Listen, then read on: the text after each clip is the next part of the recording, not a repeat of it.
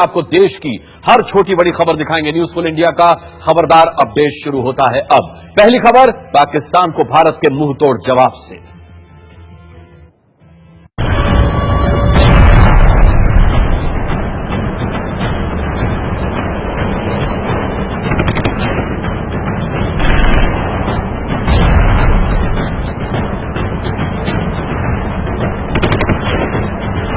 देश पर सबसे बड़े हमले के आक्रोश में सुलग रहे देश ने सरकार के सामने करो या मरो के हालात पैदा कर दिए हैं। सरकार युद्ध नहीं कर सकती, ये सब समझते हैं, लेकिन पाकिस्तान को मुंह तोड़ जवाब दिया जाए, ये सब चाहते हैं। सरकार ने मुंह तोड़ जवाब देना शुरू कर दिया है।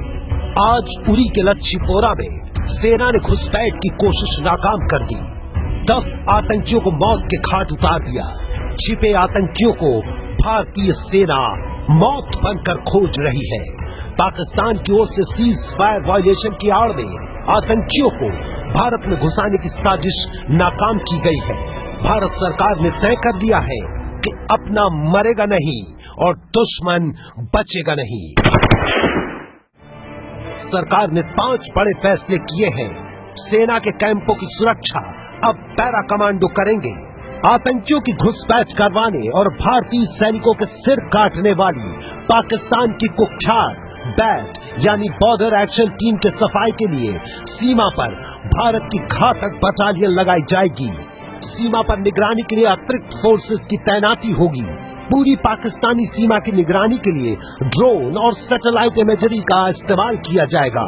सीमा पार से आए आतंकियों की खोज का विशेष अभियान चलेगा और उन्हें चुन चुन कर मारा जाएगा।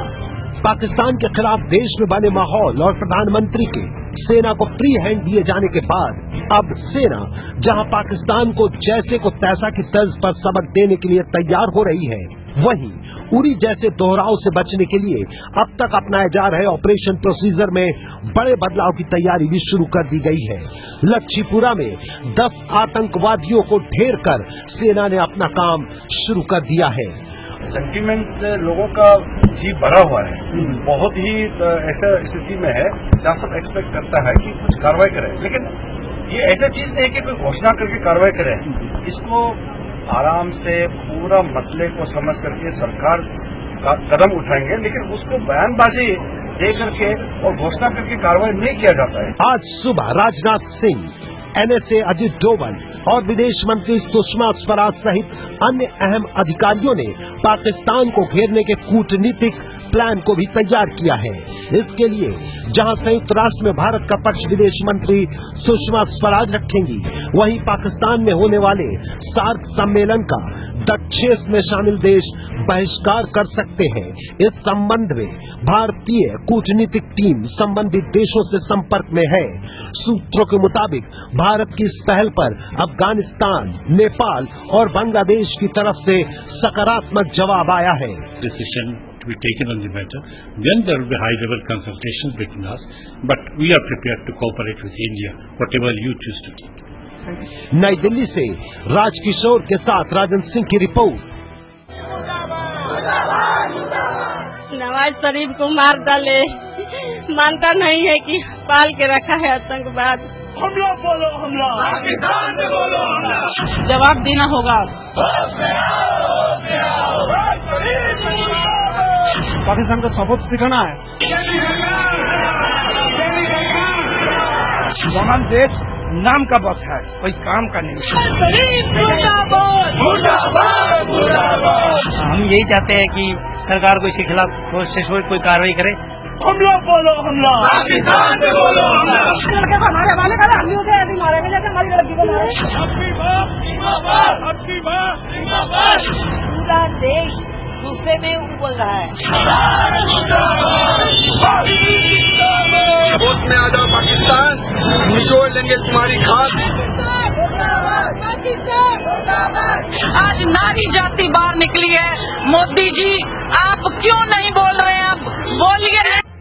चलिए इस खबर से जुड़ी अब तक की बड़ी बातें क्या कुछ हैं ये भी बता देते हैं आपको।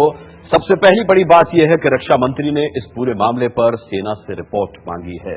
पूरी रिपोर्ट सेना से देने को कहा है। इस पूरे मामले पर उरी हमले पर सेना ने कोर्ट ऑफ इंक्वायरी के आदेश दिए हैं। ये पूरा जो हमला है इस पर कोर्ट ऑफ इंक्वायरी के आदेश दिए गए हैं। अमेरिका ने कहा है कि पाकिस्तान अपनी जमीन से आतंकियों को हटा ले। अमेरिका ने पाकिस्तान को चेतावनी दी है। उरी में शहीद हुए जवानों का अंतिम संस्कार इस बीच किया गया। जो जवान शहीद हुए थे उनका अंतिम संस्कार हुआ है। और भारत में होने वाले कबड्डी वर्ल्ड कप से पाकिस्तान बाहर कर दिया गया है। पाकिस्तान को बाहर कर दिया गया है कबड्डी वर्ल्ड कप से। चलिए आगे बढ़ते हैं। इसी खबर से जुड़ी अगली खबर, आतंक के खिलाफ लड़ाई में पाकिस्तान पर मोदी के वार का देश इंतजार कर रहा है। लेकिन क्या इस इंतजार ने मोदी के खिलाफ जनता का भरोसा घटा दिया है? प्यू रिसर्च सेंटर का ताजा सर्वे आया है जिसमें कुछ बड़े दावे किए गए हैं। हालांकि यह सर्वे अप्रैल से मई के बीच का है और कल जारी किया गया है। प्यू रिसर्च सेंटर के ताजा सर्वे के नतीजे कहते हैं प्रधानमंत्री नरेंद्र मोदी की लोकप्रियता अब भी देश में 81% है।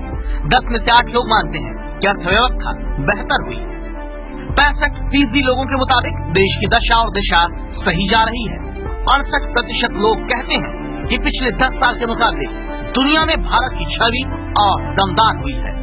जब सर्वे में नरेंद्र मोदी और उनकी पार्टी को लेकर सवाल हुआ तो बीजेपी के पक्ष में 80% लोगों ने अपनी राय रखी, लेकिन जब कांग्रेस के बारे में राय जानी गई तो यह आंकड़ा 67% ही निकला।